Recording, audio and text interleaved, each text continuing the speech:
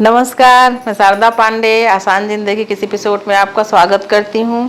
जैसा कि इसमें पर्वों त्योहारों का महीना चल रहा है, सभी वीडियो आपको दे रही हूँ।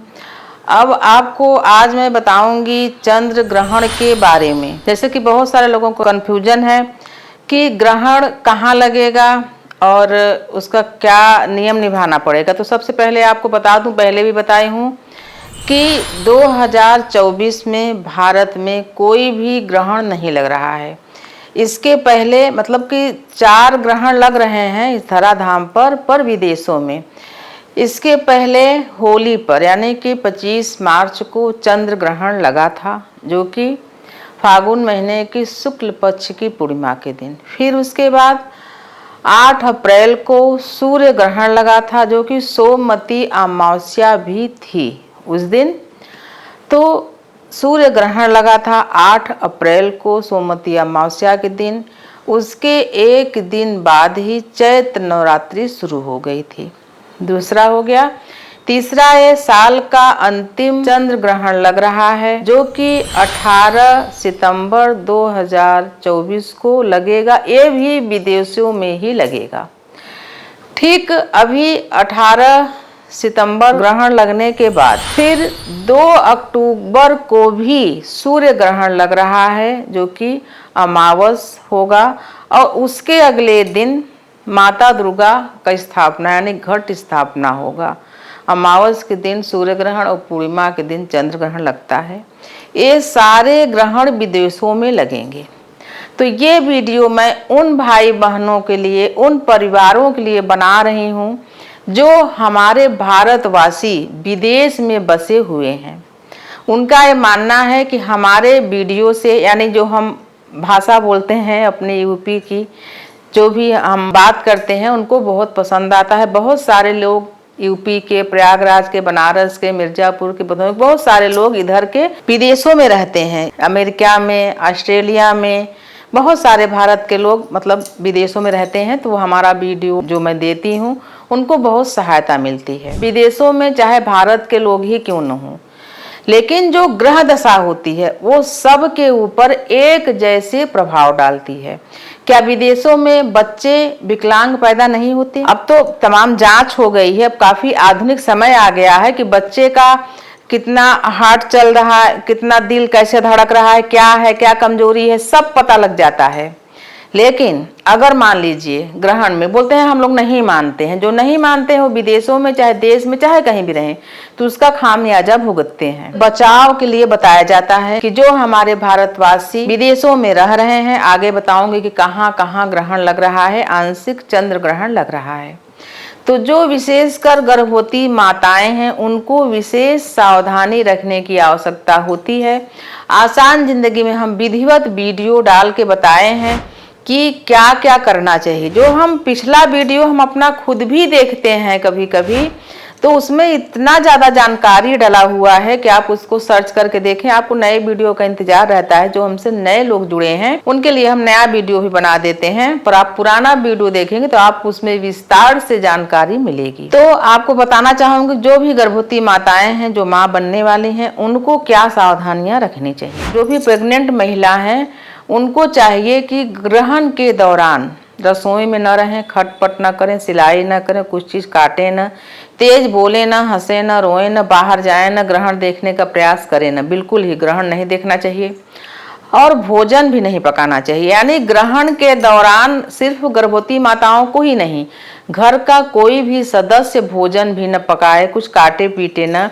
यानी जैसे पता चल गया कि ग्रहण लगने वाला, तो उसके पहले ही जो भी आपको कुछ, वैसे तो जो ग्रहण का सूतक है वो 9 घंटे पहले लग जाता है चंद्र ग्रहण में, और सूर्य ग्रहण में 12 घंटे पहले सूतक लग जाता है।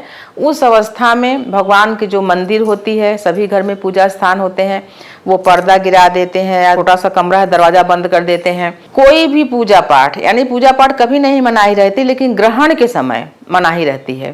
पूजा पाठ, दीप दान, घंटी बजाना, मूर्ति स्पर्श करना, ये सब चीजें नहीं करनी चाहिए। जो ग्रंथ पुराण हैं उनको भी नहीं छूना चाहिए। सिर्फ आप करमाला पर, अंगुलियों पर मंत्र लिए हुए हैं, जो गुरु मंत्र वगैरह है, जिस देवी देवता को ऊपर श्रद्धा है, मन में उनके मंत्रों का जाप कर सकते हैं एक जगह बैठ के। टीवी में भागवत पुराण वगैरह जो भी धार्मिक कार्यक्रम आते हैं उनको देख सकते हैं। बालक, वृद्ध और बीमार हैं, उनके लिए जो भी औषधियाँ वगैरह लेना है, पानी लेना है, उनको मनाही नहीं रहता। यानी कि बालक, वृद्ध और बीमार के लिए जैसे 9 घंटा चंद्र ग्रहण बताएं सूतक लगा, तो वो 4 या 2 घंटा भी मान सकते हैं।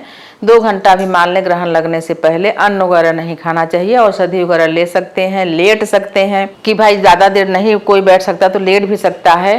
तो जो गर्भवती माताएं हैं उनको या तो तुलसी का माला जो मार्केट में मिल जाता है पहन लें, अगर तुलसी के पत्र का माला हो तो और अच्छा है, या तो कुछ घास अपने पास रख लें। गर्भवती महिलाएं कुछ लोहा, जैसे लोहे का कुछ कील वगैरह अपने पास रख लें।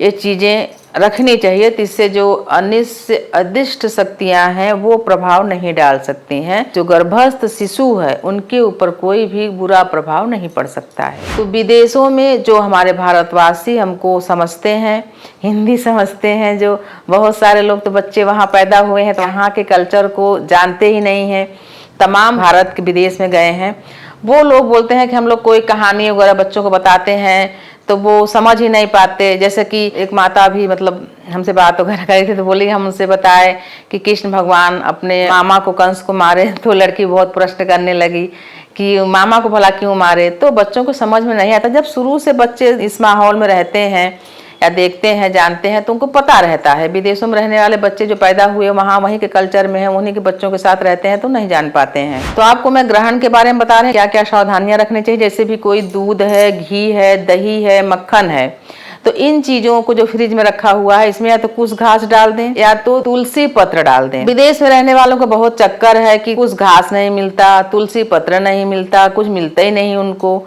तो बहुत समस्या है। तो जब आप कभी भी विदेश से भारत में आए तो ढेर सारा कुछ घास ले जाएं। एक गमले में तुलसी का पौधा भी लगा लें। सभी हिंदू घरों में तुलसी का पौधा आंगन में, बालकनी में होना ही चाहिए। उनसे जो गुजर के, तुलसी मैया से जो गुजर के हवा जाती है उसमें काफ़ी ऑक्सीजन होता है, काफ़ी फायदा पहुंचाता है। तो आप जरूर तुलसी लगाएं। तुलसी नहीं लगा सकती हैं तो यहाँ से कुछ घास ले जाएं। तो उन चीज़ों को, जो ये सब चीज़ें हैं, जैसे मान लीजिए कुछ पकी हुई चीज़ें आपके पास है तो उसमें भी डाल सकती हैं इन चीज़ों को। अब आपको मैं बताऊंगी कि ग्रहण कहाँ कहाँ और भारतीय समयानुसार कब लगने वाला है। ये अफ्रीका, उत्तरी अमेरिका, दक्षिणी अमेरिका, प्रशांत, अटलांटिक, हिंद महासागर, आर्कटिक और अंटार्कटिका में भी यह दिखेगा। तो चंद्र ग्रहण का आप समय बताऊंगी कि भारतीय समयानुसार प्रातः काल 6:12 से शुरू हो जाएगा, जो सुबह 10:17 तक रहेगा। कुल अवधि 4 घंटा 4 मिनट तक रहेगा। तो आपको मैं बता रही हूँ चंद्र ग्रहण के बारे में, जो भारतीय समयानुसार बता रही हूँ। अब विदेशों में जिस चीज़ समय लगे तो आपको इसको पता कर लेना है कहाँ कहाँ, मतलब क्या सूर्य डूबने का समय होता है, सूर्य निकलने का, अस्त होने का क्या समय होता है, उदय होने का क्या समय होता है, तो आपको पता लग जाएगा। तो मैं आपको बता रही हूँ चंद्र ग्रहण के बारे में कि भारत में रहने वाले जितने भी क्षेत्र के लोग हैं, पूरे भारत में चंद्र ग्रहण का कोई भी सूतक और पातक नहीं माना जाएगा। सोशल मीडिया में कोई भी खबर आए तो आप विचलित न हो। विशेषकर जो गर्भवती माताएं हैं उनको चिंता करने की कोई आवश्यकता नहीं है, पूरे भारत में कहीं भी नहीं है। विदेशों में मैं जहाँ जहाँ बताई हूँ वहाँ वहाँ चंद्र ग्रहण का प्रभाव रहेगा। इस प्रभाव से बचने के लिए जो भी वर्जित कार्य बताए गए हैं उनको नहीं करना चाहिए। बच्चे अगर इस दौरान, जैसे छोटे बच्चे हैं वो जिद करते हैं, कुछ भी बिस्किट है, कुछ भी खाना, कुछ भी चीज़ें जैसे मांगते हैं तो उनको दे दिया जाए। बूढ़े और बीमार को भी चीज़ें दे दिया जाए। जो स्वस्थ हैं, समझदार हैं, ये उनके लिए है। बीमार में गर्भवती माताएं भी आती हैं कि वो बहुत देर तक भूखी नहीं रह सकती, उनको दवाइयाँ लेनी रहती है, तो वो भी अगर न हो सके, यानी कि ग्रहण से पहले ही नाश्ता वगैरह करके, ग्रहण के दौरान जब ग्रहण लग जाता है उसके पहले ही नाश्ता वगैरह करके दवाइयाँ ले लें। ग्रहण के समय अगर कुछ खाएं ना तो ज़्यादा अच्छा है, पानी वगैरह पी सकती हैं। ऐसी ही जानकारियाँ आगे आपको देती रहूँगी। तो हमारे चैनल आसान जिंदगी को सबसे पहले सब्सक्राइब कर लें, क्योंकि आप सब्सक्राइब नहीं करते हैं तो आपको वीडियो नहीं मिलते हैं। बेल आइकन का बटन भी दबा लें। आप हमारे साथ बने रहें, देखते रहें आसान जिंदगी। तब तक के लिए नमस्कार।